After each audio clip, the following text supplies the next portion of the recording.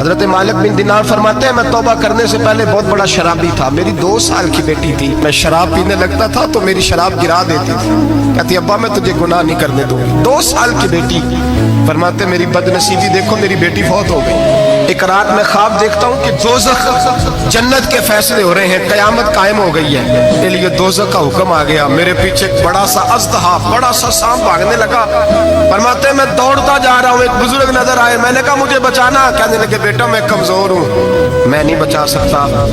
کہتے ہیں مجھے میرا اشارہ کیا، کہنے لگے پہاڑ کی طرف جا شاید تو بچ جائے۔ کہتے ہیں میں پہاڑ کی طرف جا رہا تھا تو وہاں سے بیٹی آ رہی تھی، میری بیٹی دوڑتی آئی، میری گود میں بیٹھی اور اژدہے سے کہنے لگی دفع ہو جا، تو میرے ابو کو نہیں جلا سکتا۔ کہتے ہیں وہ 2 سال کی بیٹی کی آواز سن کے وہ اژدہا بھاگ گیا، میری گود میں بیٹھ خواب دیکھنا، میری داڑھی سے کھیلنے لگی، کہنے لگی ابا میں تجھے منع کرتی ہوں نا شراب نہ پیا کر شراب۔ میں نے کہا بیٹے یہ کیا ہے سارا کچھ؟ کبھی ابا جی یہ تیرے برے عمل ہے جو اژدہا بن۔ تو بزرگ کون تھے؟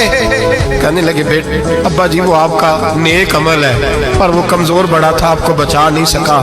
ابا جی بس کر دیں، بس کر دیں، اب آپ برے کام نہ کریں، آپ توبہ کر لیں، جو پچھلے گناہ ہو گئے میں اللہ کی بارگاہ میں سفارش کروں گی، رب آپ کے معاف کر دے گا۔ مالک بن دینار فرماتے ہیں میری آنکھ کھلی تو میں پکی توبہ کر گیا۔